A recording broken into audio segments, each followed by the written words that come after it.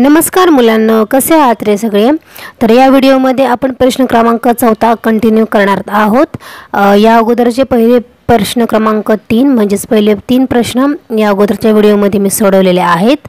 त्या व्हिडिओची लिंक मी या व्हिडिओच्या डिस्क्रिप्शन बॉक्समध्ये देते। ओके, तर चौथा प्रश्न आहे, जर mx चा वर्ग वजा 2x अधिक 3 या बहुपदीकरिता p ऑफ वजा 1 p ऑफ -1 बरोबर 7 p ऑफ वजा 1 बरोबर 7 असेल तर m ची किंमत काढा। म्हणजे आपल्याला या ठिकाणी काय करायचं आहे, m ची किंमत काढायची आहे। बहुपदी दिलेली आहे mx चा वर्ग वजा 2x अधिक 3 दिलेला आहे। सर्वात प्रथम आपण काय करूया, ही जी बहुपदी दिलेली आहे ती आपण आहे अशीच लिहूया। ओके, म्हणजेच p ऑफ x बरोबर mx चा वर्ग वजा 2x अधिक 3 लिहिलं। आता आपल्याला त्यांनी पुढे काय सांगितले बघा, या बहुपदीकरिता p ऑफ -1 बरोबर 7 घ्यायचे। म्हणजेच आपल्याला काय करायचे, 1 च्या ठिकाणी -1 घ्यायचे, हे तर आपल्याला दिसते। ओके, 1 च्या ठिकाणी -1 घ्यायचे आणि p ऑफ -1 ची व्हॅल्यू किती घ्यायची, आपल्याला 7 घ्यायची आहे। हे कळालं तुम्हाला? ओके, मग आता आपण काय करूया बघा, बरोबर p ऑफ -1 कळालं, कारण का 1 च्या ठिकाणी आपल्याला -1 घ्यायचे म्हणून। ओके, त्यानंतर m 1 च्या ठिकाणी -1 घ्यायचे। ओके, -2 × -1 + 3 इथपर्यंत कळालं? ठीक आहे। आता आपल्याला काय करायची, p ऑफ -1 ची व्हॅल्यू त्यांनी काय दिली बघा, 7 दिलेली आहे ना। मग आपण इथे या ठिकाणी 7 घेतलं बरोबर। आता काय करायचं, -1 चा वर्ग -1 गुणिले -1 किती होतं, ते वजा 1 गुणिले -1 म्हणजेच ते अधिक 1 होतं आहे ना। किंवा आपण म्हणू शकतो वजा 1 चा वर्ग हा वर्ग आहे, मग तो अधिक येणार आहे ना। मग इथं काय येईल बघा, m येईल। ठीक आहे, m 1 लिहिलं काय किंवा नाही लिहिलं काय एकच आहे। ठीक आहे, तरी सुद्धा आपण लिहूया। त्यानंतर बघा आता या ठिकाणी वजा 2 गुणिले -1 म्हणजेच वजा अधिक, या ठिकाणी 2 होणार। हे कळालं तुम्हाला? ओके, आता हे जे अधिक 3 आहे ते आहे असेच राहतील। त्यानंतर बरोबर 7 बरोबर। ओके, आता या ठिकाणी m1 लिहिण्यापेक्षा आपण फक्त m लिहूया, कारण 1 लिहिलं काय नाही लिहिलं काय m हे m असणार। Okay, m + 2 + 3। ओके, म्हणजेच आता हे कसं येईल करूया आपण, 7 बरोबर m अधिक 5 येईल है ना, 2 अधिक 3 5। म्हणजेच आता या ठिकाणी काय येईल बघा, m आपण जर m = जर केलं, आता 7 जर आपण या ठिकाणी घेतलं तर काय होईल बघा, किंवा आपण काय करू शकतो, 7 इथं काय आहे अधिक चिन्ह आहे, जर 7 जर आपण पलीकडे नेलं तर काय होणार, 7 या ठिकाणी अधिक आहे, जर पलीकडे गेले त्याचे चिन्ह बदलणार, म्हणजे 7 + 5 होणार। म्हणजेच m ची किंमत किती आलेली आहे, तर m ची किंमत या ठिकाणी 2 आलेली आहे असे आपण म्हणू शकतो। तर अशा पद्धतीने आपल्याला काय काढायचं होतं, m ची व्हॅल्यू काढायची होती, म्हणजेच m ची किंमत काढायची होती। सर्वात प्रथम अगोदर आपण बहुपदी लिहिली, त्यानंतर बहुपदीमध्ये 1 च्या ठिकाणी -1 आपण लिहिलं, -1 लिहिल्यानंतर त्या बहुपदीची जी किंमत आहे ती आपण या ठिकाणी ॲड केली, म्हणजे 7 या ठिकाणी लिहिलं। ओके, त्यानंतर -1 टाकून जसे काही किमतीमध्ये चेंजेस होतात ते आपण पूर्णपणे सोडवलेलं आहे। त्यानंतर अशा पद्धतीने आपल्याला m ची किंमत मिळालेली आहे। इथपर्यंत समजलं? म्हणजेच आपल्याला m ची किंमत किती मिळालेली आहे, तर m ची किंमत आपल्याला 2 मिळालेली आहे। नंतर शेवटी तुम्ही लिहू शकता वाक्यामध्ये, आपल्याला m ची किंमत 2 मिळाली आहे। ओके, चला तर आता आपण लगेचच 5वा प्रश्न सोडवूया। तर चला 5वा प्रश्न आहे बघा, पुढीलपैकी पहिल्या बहुपदीला दुसऱ्या बहुपदीने भागल्यास येणारी बाकी शेष सिद्धांताचा उपयोग करून काढा। आता आपल्याला या ठिकाणी काय करायचं आहे, भागाकार करायचा आहे, पण कसल्या पद्धतीने करायचा आहे, तर तो शेष सिद्धांताचा उपयोग करून तो भागाकार आपल्याला करायचा आहे। शेष सिद्धांत खूप सोपा आहे, अवघड असं काहीच नाही आहे। आपण उदाहरण सोडूया म्हणजे तुमच्या लक्षात येईल। ठीक आहे, तर 5व्यातला पहिला प्रश्न आहे बघा, x² वजा 7x अधिक 9 आणि भाजक आहे x अधिक 1। ओके, आता आपण काय करूया, भागाकार करायला सुरुवात करूया। पहिल्यांदा बहुपदी दिली आहे ते आपण लिहूया, जसे की आता p ऑफ x बरोबर किती आहे बघा, ही बहुपदी लिहायचं, x² वजा 7x अधिक 9 बरोबर, ही आपण बहुपदी लिहिली। आता आपल्याला भाजक त्यांनी काय दिलं आहे बघा, तर x अधिक 1 दिला आहे है ना।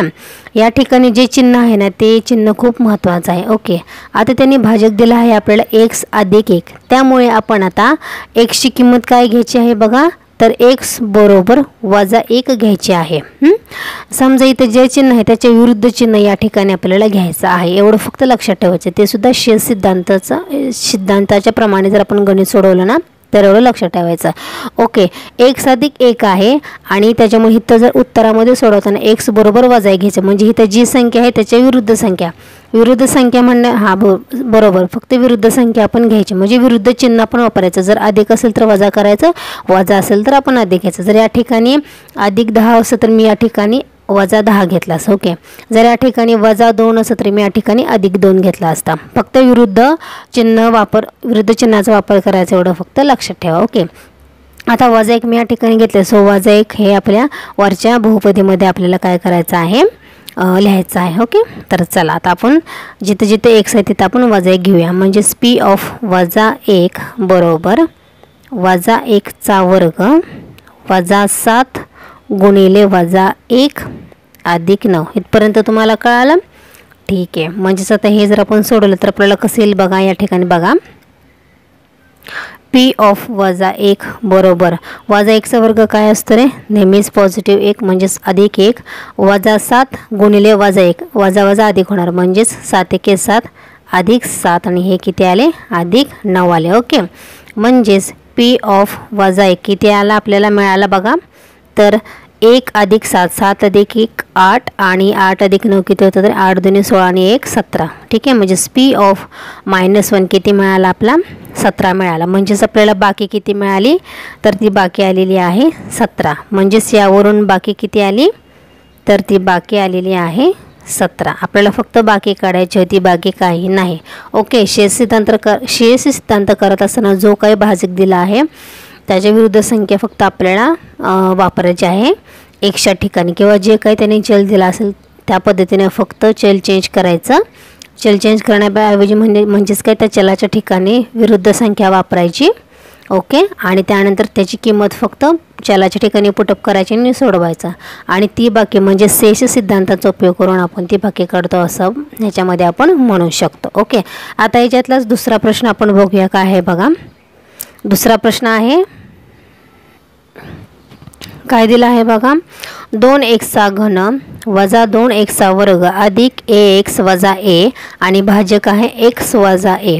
आता x वजा a आहे म्हणजेच आपल्याला आता आपण काय करायचं आहे, x ची किंमत काय घ्यायची आहे आपल्याला +a घेऊया. ओके, वजा a आहे मग आपण घेताना आता सोडवताना +a घ्यायची. ठीक आहे, आता जिथे x आहे तिथं आपण a पुटअप करूया. म्हणजेच p ऑफ a बरोबर 2a घन वजा 2a वर्ग अधिक a गुणिले a वजा a. ठीक आहे, हेच आपण सोडूया. म्हणजेच 2a घन वजा 2a वर्ग अधिक a वर्ग वजा a. इथपर्यंत कळालं? ओके, आता म्हणजेच इथं काय येईल बघा 2a घन. आता या ठिकाणी वजा 2a वर्ग अधिक a वर्ग म्हणजे या ठिकाणी वजा a वर्ग येईल आणि हा वजा a आहे तसंच येईल है ना. म्हणजेच आपल्याला p ऑफ a किती मिळाला रे तर p ऑफ a हा 2a घन वजा a वर्ग वजा a. म्हणजेच आपली बाकी ही चाललेली आहे. बाकी किती आलेली आहे आपली तर जे आपलं फायनल उत्तर आलेलं आहे तीच आपली बाकी आहे. म्हणजेच 2a घन वजा a वर्ग वजा a ही आपली काय आलेली आहे बाकी आलेली आहे. ओके, सोपं असतात बघा या पद्धतीची उदाहरणे. ठीक आहे, आता याच्यातलंच आपण तिसरा प्रश्न सोडवूया. तर त्यांनी तिसरा प्रश्न काय दिला आहे बघा. 54m घन अधिक 18m वर्ग वजा 27m अधिक 5 आणि भाजक दिला आहे m वजा 3 दिला आहे. ओके, ठीक आहे, आता आपण हे काय आहे बहुपदी लिहूया. म्हणजेच p ऑफ m बरोबर काय दिले बघा त्यांनी 54m घन अधिक 18m वर्ग वजा 27m अधिक 5. आता या ठिकाणी m वजा 3 आहे मग त्याच्यामुळे आपण काय करणार आहे m बरोबर अधिक 3 घ्यायचं आहे. म्हणजेच काय थोडक्यात m बरोबर आपण 3 घ्यायचं आहे. ठीक आहे, m ची किंमत आपण काय करायची आहे 3 घ्यायची आहे. ओके, चला म्हणजेच आता आपल्याला काय येईल p ऑफ 3 बरोबर 54 3 घन अधिक 18 3चा वर्ग वजा 27 गुणिले 3 अधिक 5. ओके, चला आता 54 गुणिले 3चा घन काय असतो, 3चा घन असतो 27. ओके, अधिक 18 गुणिले 3चा वर्ग 9 वजा 27 गुणिले 3 अधिक 5. ओके, चला आता 54 गुणिले 27 यांचा गुणाकार केला तर तो किती येतो 1428. 1428 येतो. प्लस 18 गुणिले 9 किती असतात रे, तर ते 162 येतात. ओके, वजा 27 गुणिले 3 किती येतं 27 त्रिक 81. ओके, 81 येतात आणि हे अधिक 5. ओके, आता आपण पुढं करूया.